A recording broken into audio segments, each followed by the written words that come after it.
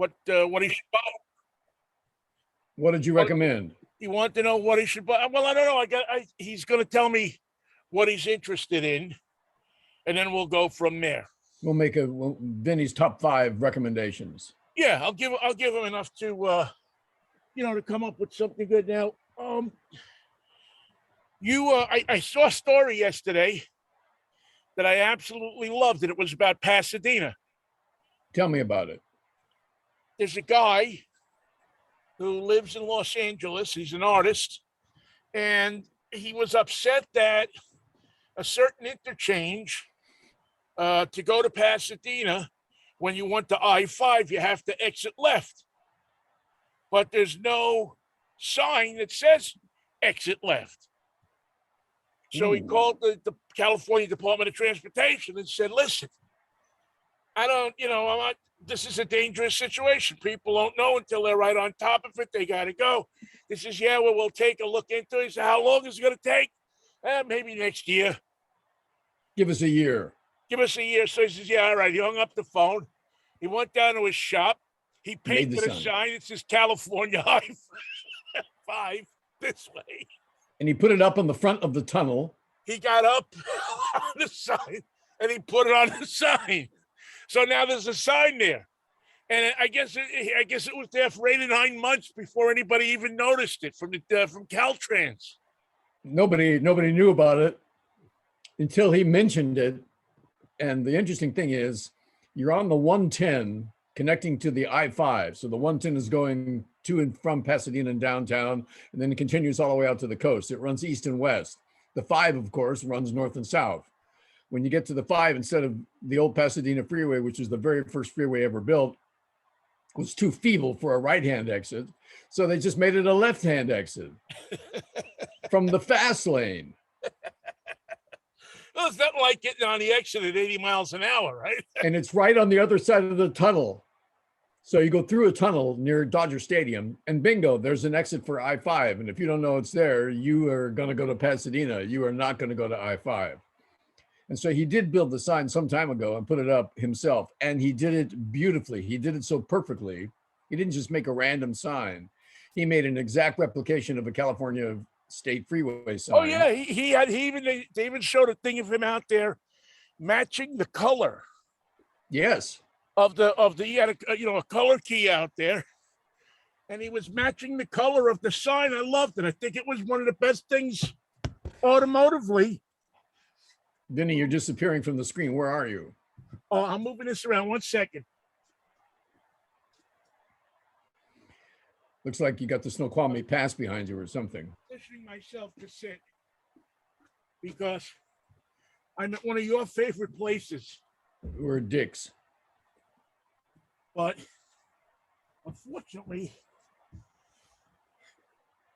am I back yet? Nope. Wait, hang on. There we go. There we go.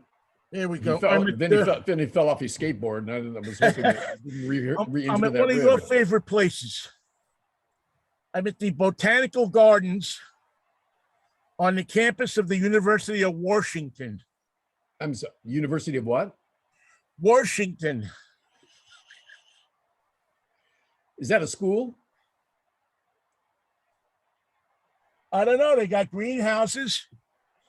They got plants. They got a stadium. Oh, it's a school then. Yeah, so I guess these days, that's how you tell if it's a school, if it has a stadium, right? Yep.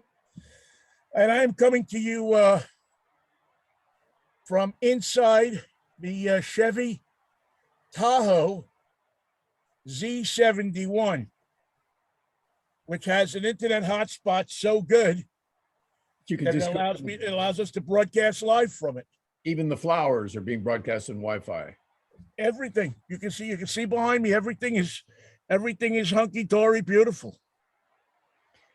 What amazing. Color is it? What color is your Tahoe? It is presidential black.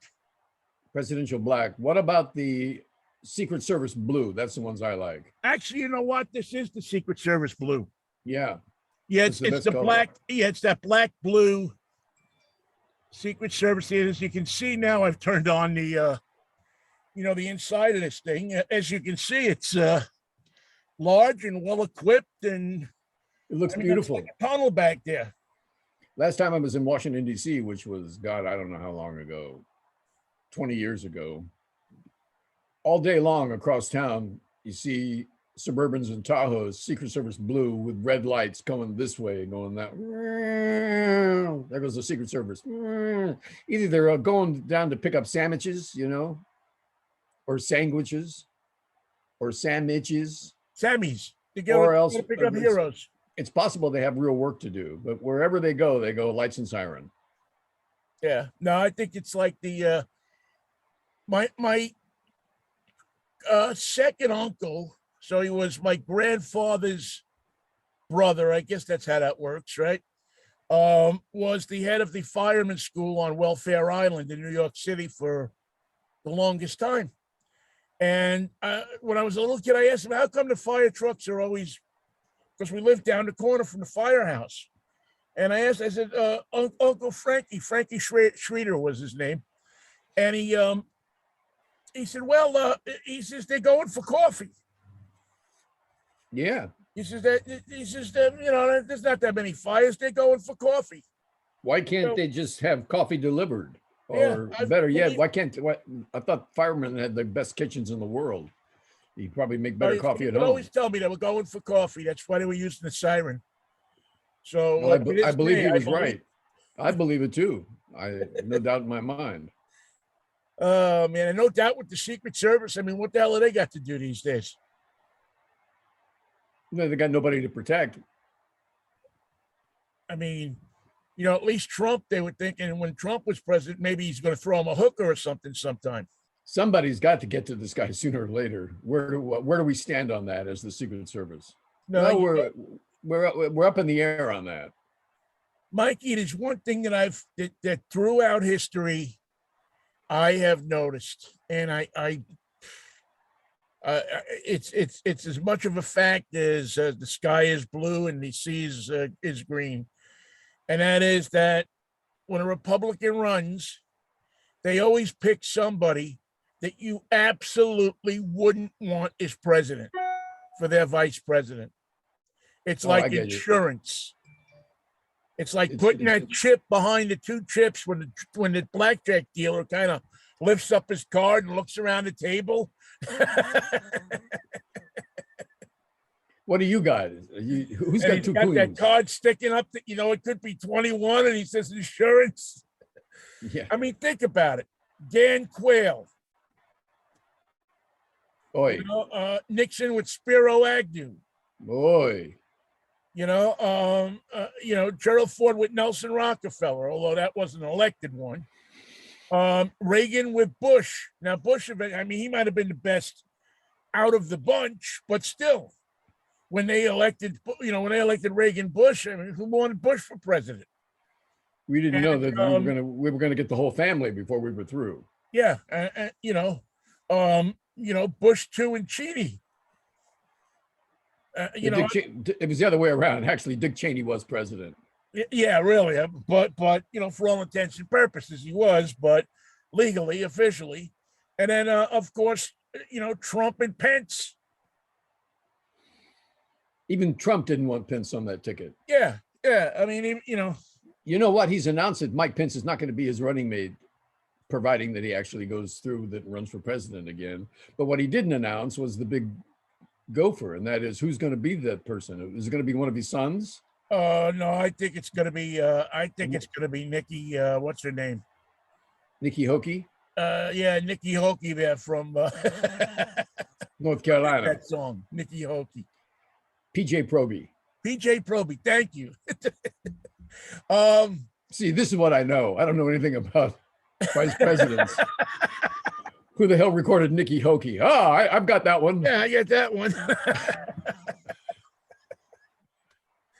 We're a strange brew, you know that? We certainly are. That's why I think we should do the all-night show in Cairo, live. Just like it's a morning show. Yeah. 3 o'clock in the morning, playing Nikki Hockey and talking about it. I had, when I used to do that show, when I did that overnight show, man, that was such a blast. I so enjoyed doing that show. It's always funny because I always thought that that's what I would wind up doing in this business. I thought that eventually I would get to New York and I would do the all-night show in New York at like WNEW or something like that, and be able to spin like Sinatra and Tony Bennett and talk to people at night. And I would just have people calling all night, and just talking about, hey, this is Jimmy, the watchman at the junkyard up on Crotone Avenue in the Bronx. You wouldn't believe what's going. That I always thought that would be. Do junkyards still have junkyard dogs? Yes, absolutely. Absolutely. I love junkyard dogs, man. We used to have a junkyard dog named Bash. Good name. And when Bash when the tow trucks would go out on a call, Bash would run down the street next to the tow truck. He was into it. He didn't take the day off. He was into that. Follow the tow truck to the collision. Good doggy. Well, junkyard dog. Couple of junkyard times dogs put him in the back of a truck. Well, they love their job to the point where they will attack anybody. Yeah. Or at least give their opinion through the fence to anybody. Yeah, he ate through a garage door once. That's when I had to get rid of him. I had a pair of Labrador retrievers, brother and sister, that ate a couch. Wow. They took it right down to the frame, and they were happy to do it. As we later discovered, there was no charge. Yeah, no, they love doing it. No, I've never had a dog come back and say, geez, I chewed this chair up on you, and now you owe me $650 for doing it. Yeah, I'm sorry. Yeah, that's a $650 job. No, they're really well set at just just chewing it up and leaving, or chewing it up and giving you that look. I'm watching 2 dogs for the next week. What kind of doggies?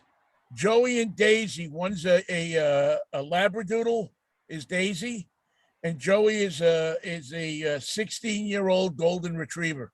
I think we've seen Joey on the show many times. Yeah, Joey's everybody else is away, so I'm in charge of the dogs. I think more it's that the dogs are in charge of me, to be honest with you. Well, they'll tell you exactly what your job is. They'll make it clear. They don't want any variation in their routine. They like it just the way they like it. Yeah, feed me, take me out to do my business. Let me run around a little bit, and then let's go back inside. It's cold out here. Let's go. It's freezing out here. I'm 15 years old, and Daisy is so old now that she barks at. She doesn't just bark at moving things anymore. She just barks at anything that she sees. Just to be on the safe side. Just because she feels that that's her prerogative and her job is to just bark at anything she sees. So Daisy was barking incessantly last night at a fire hydrant. Trouble. She sensed there was trouble afoot. Now, she doesn't bark in the house, and that's a good thing. But boy, she went to town on that fire hydrant last night. I was half expecting it to get up and move. People don't give anyone what for anymore. I don't know why. What for was a good thing to give, but at one time, people gave what for, and you don't really have to know what it is. It's just your opinion. A loud opinion is what for. Yeah, I'll give him what for, especially if he wants me to go to the University of Washington. And be a botanist. You could be a botanist here. It's very pretty. I mean, I guess you can't see it because I'm now at the front of the truck here. Let me see if I can just move this around for a second. But yeah, it's gorgeous. There's the cherry blossoms back there. Oh, you know what? You have a sunny day because we don't. That's the way the coast works. You can't have a sunny day all up and down the coast. That's too much to ask for. Right. So Seattle gets the sunny day. By the way, you've only got 49 left in the year. And California has to suffer with Seattle weather, which is it's an imposition. I'll say that, Vinnie. It's a terrible imposition to put on an entire state. Yeah, but you need the water, right? Well, what about the lawyer that's going to defend Will Smith? If he gets depressed because of the weather, what if he doesn't put together a good defense? He'll slap the crap out of somebody. Well, why does a lawyer have to defend Will Smith? I think there are more charges coming. Well, that's just Academy charges, though, right? There's no legal charge. No, LAPD's still a little bit out of shape because they were going to remove him from the building and charge him, and they were asked not not to. And so there's more to this story than we thought. Yeah, I saw all that yesterday, and I guess I missed the interview with the producer this morning on Good Morning America. I yeah, I mean, I thought, Michael, that if an officer witnesses an assault, that they You don't gotta, need anybody to press charges. yeah, you don't have to ask. You don't have to ask the executive producer. Right. That if a cop is there and he sees the assault, and I can't imagine how many police officers were in the audience, the national audience of the Oscars. Well, a lot of cops are technical advisors in LA, so probably quite a few. Yeah, so I'm thinking to myself that any one of those officers could have just grabbed Smith and put him in handcuffs. Now, would it have been an incident? Would it have been? Yeah, but you know what? It also would have showed people that, hey, you know what? You don't do that. If you do that, there's consequences. Well, according to about half of America, you can do whatever you want if you think that you're justified. Well, he can't do that because that really, and I was thoroughly, so I just did what I wanted. That's when I tossed the dynamite in their Volkswagen, because they had really disrespected me and the executive producer of our show.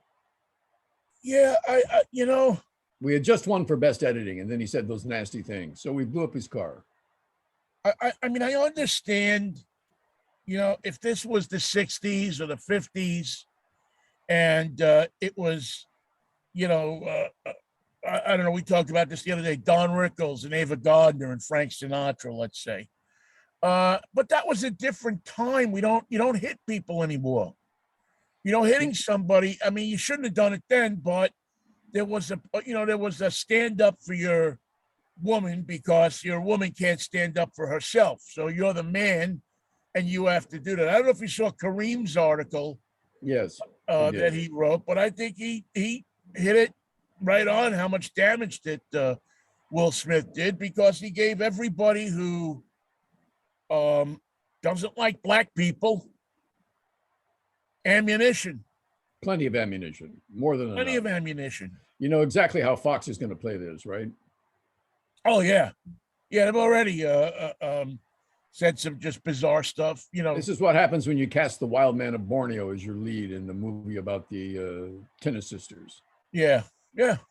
I mean, and I think I saw something with Tucker. What's his Carlson Spolpaki.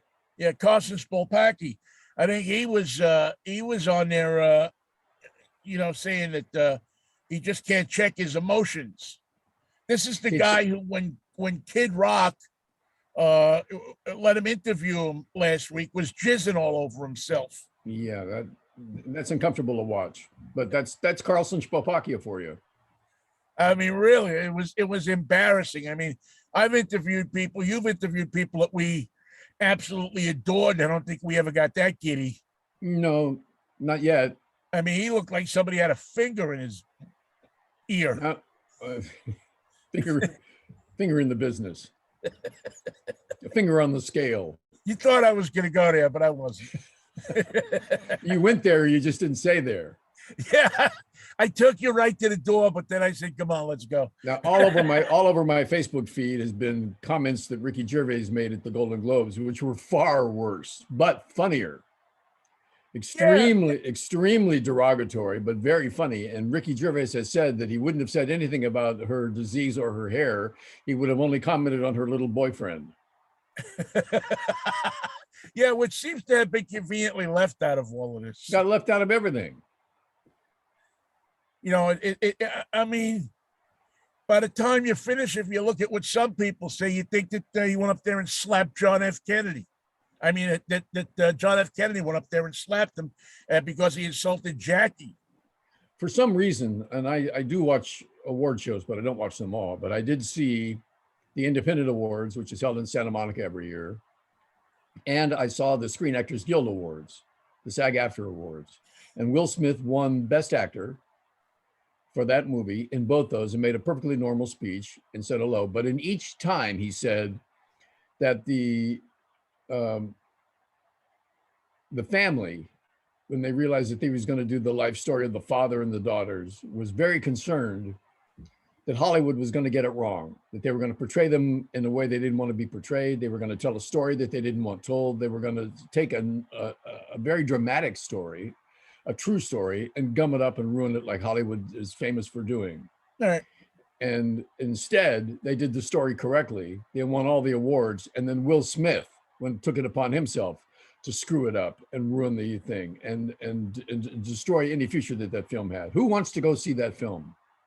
I think there's plenty of people. Matter of fact, I'm sure that more people have gone to see it now that this happened than would have gone otherwise. I mean, I think that's how it works now, is that people want to go see what all the, what's the, what was the performance like. If you didn't see it before, I mean, I haven't seen any numbers, but I would love to see what the film did this week. I mean, look at Chris Rock's tour. I mean, apparently he did quite well in Boston. Tickets were going for $8,000. Wow. I mean, it was nuts. It's like the Super Bowl. Now, I mean, I like Chris Rock, but now he's all of a sudden, everybody's hanging out. Look, the longer he doesn't say anything, the better it is, because now people want to be there when he says something about it. Yep. Yeah, he's playing it very cool. Yeah, so if he's smart, and I'm thinking that Rock is one of the smartest people you ever want to meet. He's done fantastically in his career. I don't say anything about it for a month. I go through my whole tour or half of my tour. Maybe when I get to Pittsburgh, I'll say something about it. Or yeah, be nice to Pittsburgh. They have to go through the NFL without a quarterback. Yeah, they'll have somebody. Listen, I wouldn't count Ben out quite yet. Hey, if Brady can come back, certainly Ben can come back. Yeah, I wouldn't count out that they say, listen, Ben, we don't have anybody, man. You got to come back for another year. I've been eating baked ziti since the last day of the season. I can't come back. I've got my entire Olive Garden free salad card punched out. And I'm still hungry. And I've been hitting up the bread sticks. Yeah, I'm starving over here. I'm dying. I need lunch. But I'll work myself back into shape. I mean, I don't know. Hey, I think the bigger question is who's going to quarterback the Seahawks? Who's going to quarterback the 49ers? No, both those teams are a little short on. No, nobody knows. I'll tell you what, if you're a quarterback, get out there. Although I got a funny feeling because right behind me here in the football practice facility, Colin Kaepernick has been working out. Well, that's just the guy I was going to mention. And I got a funny feeling that they're going to give him a blow and see if he's got any gas left in the tank. Hey, just watch his last games. Watch his ability in the pocket. Watch his ability to run.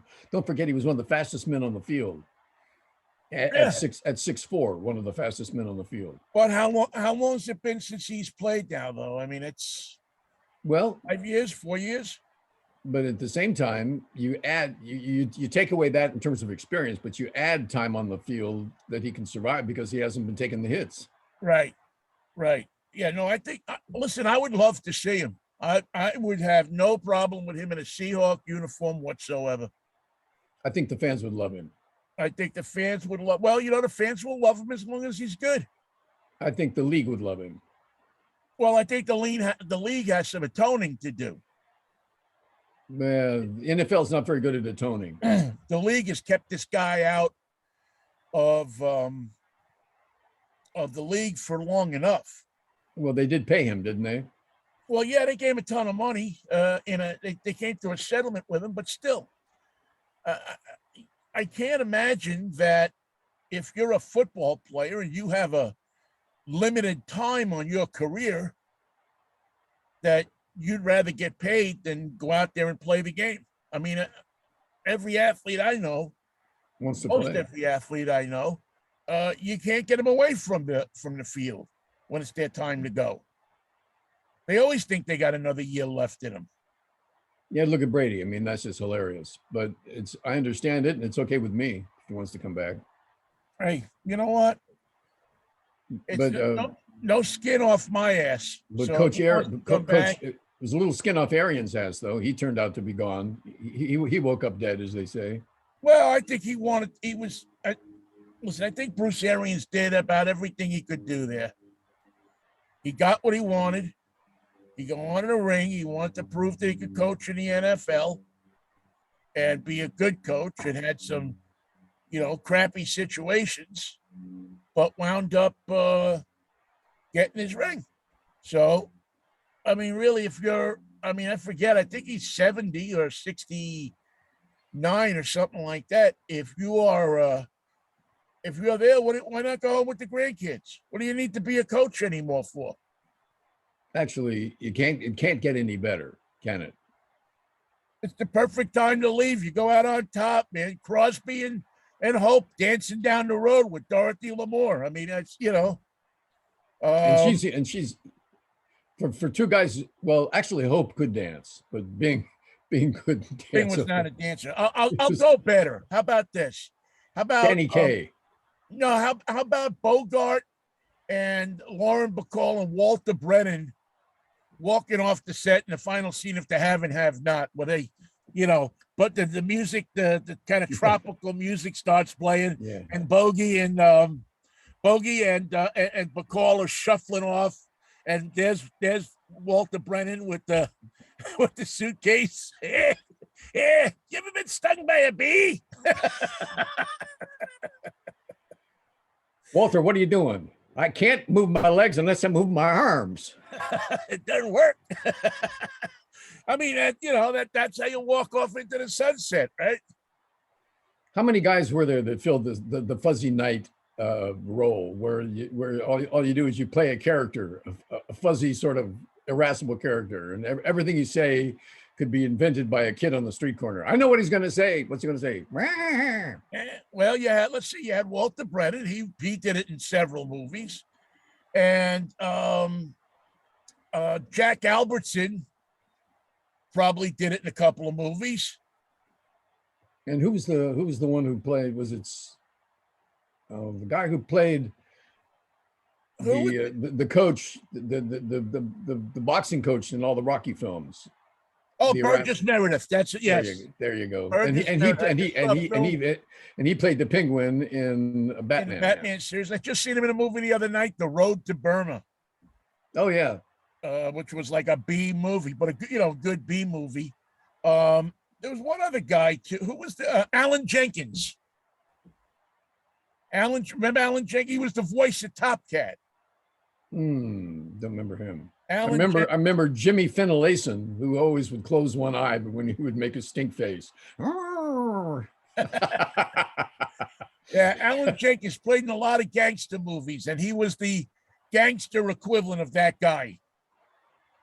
Who's the actor in the movies where the kid dies and he comes back, and the boxer dies and he comes back, and he's a gentleman now, and his manager is the only one that he can talk to. Oh, heaven can wait. What was that actor's name? Oh man, who played the manager, who played the guy losing his mind over his fighter coming back as a there was two great character actors. There was that guy, then there was the police, the guy who was the detective, the police detective that was investigating. Now Jack Warden played it in the new version, but I'm trying to think of who played it in the original. The original version. Who was? I'm even trying to think of the actor that played it. That played Joe. I can't think of anybody's name this morning. Wasn't Robert Taylor? It was Robert Taylor, wasn't it? That played. Yes. Yeah, it was Robert Taylor that played the boxer. And the boxer's name was Rocky. It wasn't Rocky. No. It wasn't Rocky, but I remember Robert Taylor played that part, and I'm trying to think of who played the manager. Damn, it was somebody that you saw. I mean, he was perfect. Like a gazillion movies in the 30s and the 40s. The most perfect character actor. Yeah. There's another guy that was a great character actor too in that time period. Well, you know who else was Bill Bendix. Oh yeah, it's William Bendix. What a Yeah, revolting William development this is. Yeah. I mean, a lot of people now, or in our generation, knew him for Life of Riley, but um, He did it all. He played. in those war movies, he played 10 or 15 of those war movies where he was played Babe Ruth, mechanic from Brooklyn. The guy from Brooklyn. or the Babe from the Bronx. He played Babe Ruth. Yeah, he played Babe Ruth in what could be possibly the worst, but yet the best baseball movie of all time. I like it when they go to great lengths to hire everyone in a baseball movie, and not one of them can even throw like a baseball player. Not let alone hit the home runs, but he cannot throw. I always loved the part of that movie that always got to me is when he's dying in the hospital. He's in the hospital room and they're going to take him in for the treatment, the experimental treatment, and all the baseball players are outside, singing "Take Me Out to the Ball Game." Like that's ever going to happen. Here's Babe Ruth. He's 38 stories up in New York Hospital. It sounds like they're outside his window. And the Yankees are 38 floors below, and you can hear them perfectly in 3-part harmony. Yeah. Now who was it? Oh, Walter Brennan played the sports writer in the Lou Gehrig story, Pride of the Yankees. I don't remember that. Was it? Yeah, was it Walter? Yeah, I think it was Walter Brennan that played the sports reporter. That first saw him up at Columbia. And I'm trying to think. There's another great character actor that plays a sports writer in that movie as well. There's a ton of those guys. Not a ton of them, but there's specialists that played that, like you said, played that part of you knew what he was going to say, and you could have plugged in anybody in America into that role, and they would have been and they would have been just perfect in it. And those guys, when those guys got to work in the morning in Hollywood, they knew what they were going to do because they had been doing it every day in 40 films, and there was 40 more to come. Yep, you don't see too many of them anymore. Everybody wants to be a star now. But back in those days, they looked, those were the guys that you could see at Ciro's on any given night, The Brown Derby. Or the Brown Derby, ordering the cheap sandwich. Because they probably didn't make, they made good money for the time, but they weren't making the kind of money that, that the A-list actors of the day were making. No. But they worked. In fact, they probably got paid whether they worked or not, if they were under contract. Yeah, they were probably under contract. They're probably but then they probably wound up going from lot to lot, maybe shooting 2-3 pictures in a day, playing pretty much the same character. And every studio had the equivalent character actor. And if they had a movie with a lot of them, they would loan each other their characters. So they could go across town from MGM to Warner Brothers and play the same part. It was great. It was that's why I love those old movies. When you see those guys, who's the other guy I'm trying to think of? Monty Woolley. Oh yeah. That's the other guy I'm trying to think of. The man who came to dinner. Monty Woolley, man. And there was another guy who just, he was in a million pictures. Who played Sheridan Whiteside in The Man Who Came to Dinner. Monty Woolley. Man. What did I see the other night? Oh, in that Burma picture, they also had the guy who played the husband in The Postman Always Rings Twice, in the old version with John Garfield. And he played Nick. Husband. The one they bump off. The Greek restaurant owner that they kill. There's always a greasy guy with a little pencil thin mustache that they have to get rid of in every one of those movies. Somebody's mistake of a husband has to go. Yep. There's always somebody who just one way or the other, man. Can't they just go and say, hey, I don't want to be with you anymore? No, not in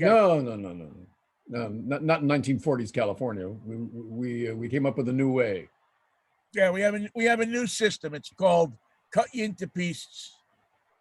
And what I see you did some work in the backyard. Yeah, we put in a new slab Yeah. patio, and it's beautiful. It's sometimes on hot days you get a whiff of something, but it'll be gone soon. So if you're the guy who buys Graceland, let's say 20 years down the road, 30 years down the road, they decide to sell Graceland. What do you do with the bodies that are buried in the backyard? Well, you'd have a hell of a band if you could animate them. Yeah, well, I don't know. You got Elvis, you got his brother that died at birth, then you got His mother, Ma and Pa, right? Mar and Par. Ma and Pa. Where's the Colonel buried? Or is he claims to still be alive? Yeah, I think the Colonel might still be saying he's still cutting deals with RCA. He gets a check every week. The Colonel calls up. What's he doing? He wants to repackage Elvis again. What do you think he's doing? The Colonel's got a hot new act called the what was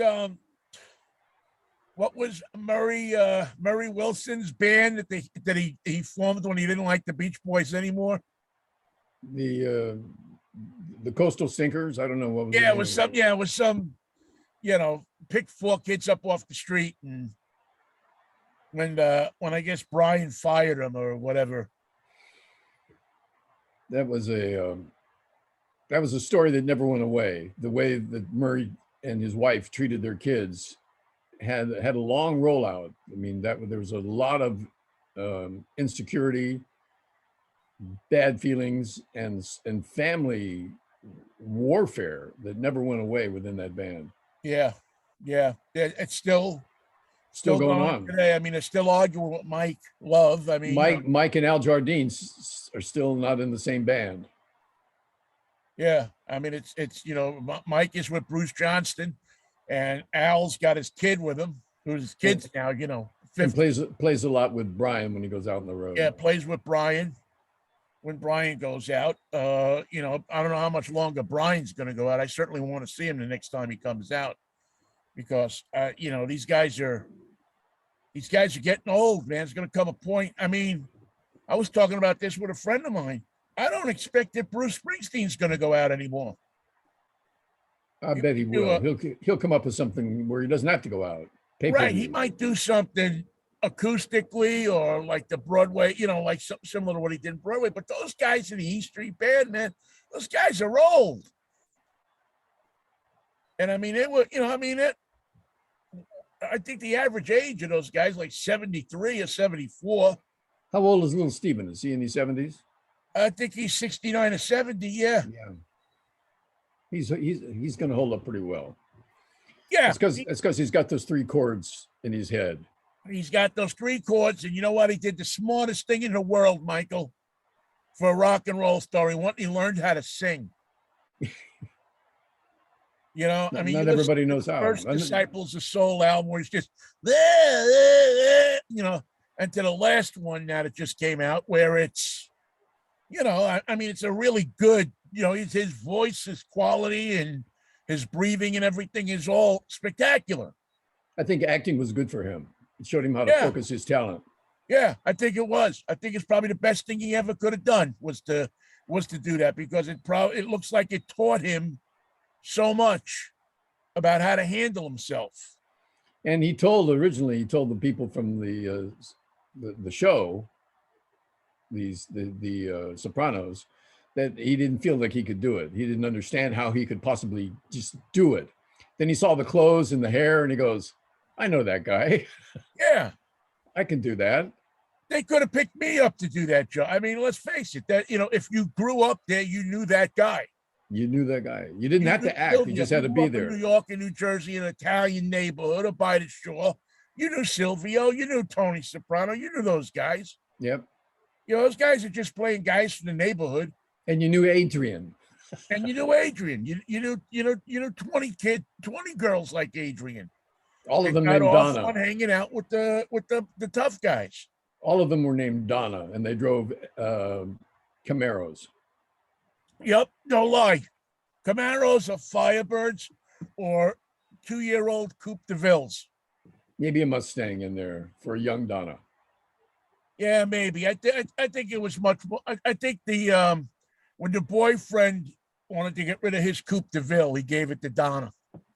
Now the only problem was if he had 3 or 4 Gumadas, he used to have to buy a lot of cars. Cost of doing business. If you're going to have a Gumata, you got to take care of it. That's the rules. Speaking of what we have to do, tell me about your show tomorrow. Oh, yes, my show tomorrow. Well, we're going to be, I think we're going to be at Cars and Coffee tomorrow morning down in Shoreline. If everything all works out, we'll be down there. If it's nice, we'll do the show from there. And we'll, obviously, we're going to review the Jeep that we had last week that I loved. We'll preview this fine vehicle. And we're going to talk about the couple of things that are happening in the automotive world. One thing you have to watch out for now happened here this morning in Seattle.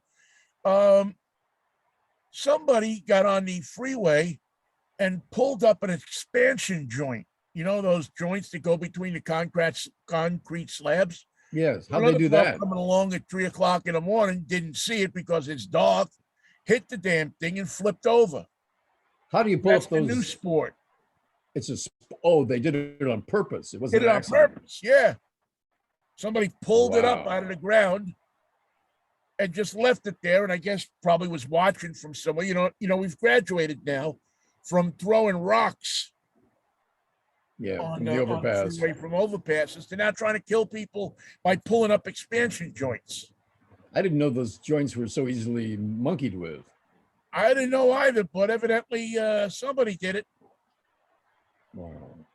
It And well, I bet that's on video.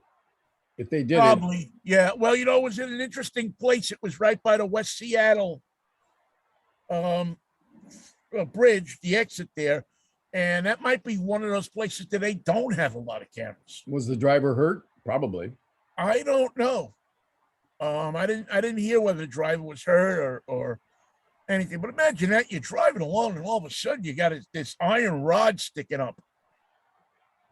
So enough to make you say Hertz Hoyt. Yeah, I mean that's you know what? That's no that's not a job for a character actor. That's a job for an ambulance driver.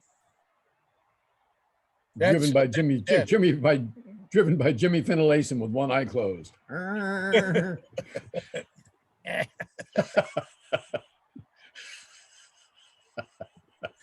Oh my God. Oh, Michael. All right. It's a freaky Friday. Tell everybody about your rib. They want to know if you're healing. Oh yeah, my rib hurts. And they don't. I'm gonna go get scanned again this afternoon, X-rayed, and then they want me to go see a cardiologist. So You're gonna live forever. I hope so, but I just want to live a little better. You know, I'm just the last couple of months, man. I mean, you know, we lived through the pandemic and I was healthy. Now the last couple of months we take the mask off and everything's going wrong. So, well, a bruised rib or a cracked rib is just as bad, if not worse, than a broken rib, and it lasts a long time. Oh yeah, he told me, he says, you know, you can expect it's going to be 6 weeks. And it took me a long time to figure it out. But when I was a kid, I never broke a bone. As an adult, I've managed to break a few, and that really hurts a lot more than you would expect. Yeah, it really. I mean, I've broken several of them when I was a kid, and not so much as an adult, but as a kid. And no, it absolutely. I mean, you saw me the other day, Monday. I could hardly breathe. Yeah. I mean, he gave me something, a muscle relaxer, so hopefully that'll make things a little bit better. But good God, man! I mean, you just get.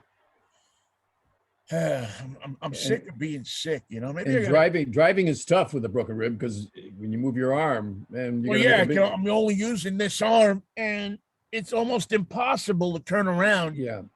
To see, luckily there's a camera in here. I hit the button on the camera, and you could see back there, so it makes it a little bit easier. But I still have to twist my head around, and then I get boom. There's always a blind spot. Yeah. Well, I'll, you know what, Jan, our great friend Jan Shelby called me up, and she's gonna, once I get better, help me get back into shape, and hopefully I won't take any more falls in a bar. When you take a fall, get paid better next time. Yeah, better than a sandwich, man. The sandwich was tasty, but not that good. Wasn't that good? All right, Mikey. I'll see you Monday morning if the Lord's willing the creek don't rise. Thanks. Thanks for take sticking around. Take Thank care of you all yourself. for listening too. Really, we always appreciate it. You can find us on YouTube. You can find us. You just look under the couch. That's where we are. Couch. And that quarter is mine. Okay. So just Yeah, save but until I come over. the 50-cent piece is mine. Peace, love, Manischewitz live from the University of Washington. It's a weird world. We'll see you Monday. See you Monday. Where's the thing here?